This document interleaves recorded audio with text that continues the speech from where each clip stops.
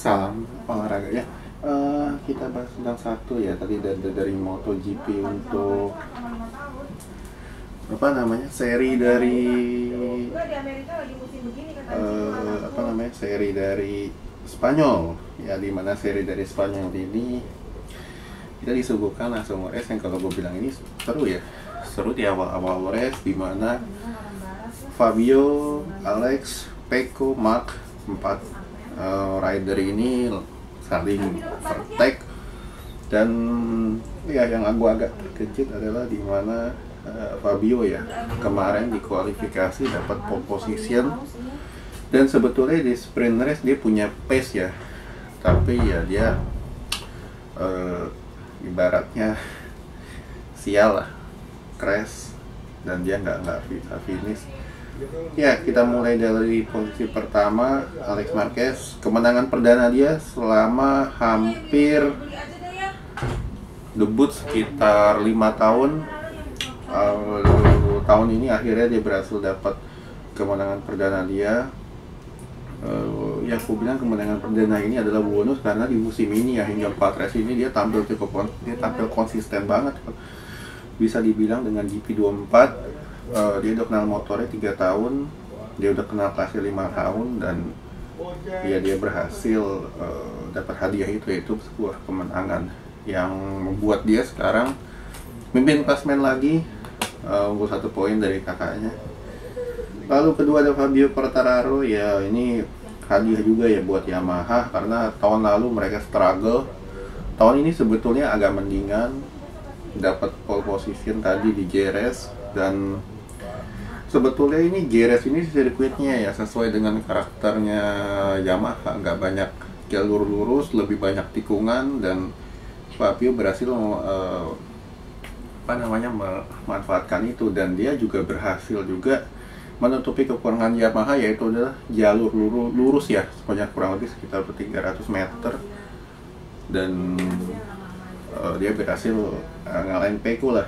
Pecco nomor 3 ya. Untuk dia gue bilang sebetulnya di awal-awal ya dia dapat pace, harusnya dia juga bisa menang, tapi ya gue lihat ketika dia melihat ya, apalagi setelah tahu Marc jatuh, dia ingin untuk coba untuk dia stay di podium walaupun sebenarnya dia di akhir-akhir ya sempat coba untuk deketin Fabio, tapi dia nggak bisa, dan dia stay di posisi ketiga. Maverick Viñales keempat ya. Untuk orang ini gue bilang selama 2 race ya ini luar biasa ya, dengan KTM dia bisa bersaing dengan top 5. Kalau kita lihat KTM lain, Binder, Pedro, Enea hilang semua, dan Viñales ini justru yang lebih menunjukkan potensi untuk bisa bersaing. Dija nomor 5 nggak begitu kelihatan tadi. Binder 6, Pedro Acosta 7 sama juga nggak begitu kelihatan, padahal 2 rider ini di musim lalu ya itu sering banget ganggu barisan depan. Ayogura 8, Ayogura gue bilang masih proses pengenalan di rookie tahun ini. Enea 9 ya kembali. Enea ini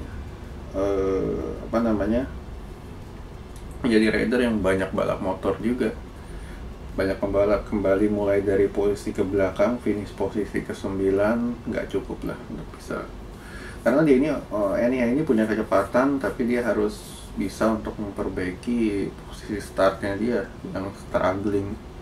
Marini 10 menjadi rider Honda terbaik. Zarco 11, Marc 12 ya, dengan fairing kiri yang rusak dia tetap bisa untuk finish, setidaknya dapetin poin lah untuk championship ini. Ya gue bilang dia jatuh ini terlalu bernafsu ya balap Pecco, dimana di posisi ban sebelah kiri dia dingin lah, jadi dia crash di situ. Alex Rins 13, Espargaro 14, dan Bezzecchi 15. Bezzecchi gue bilang dengan Aprilia Bezzecchi ini nggak kelihatan beda dengan tahun lalu.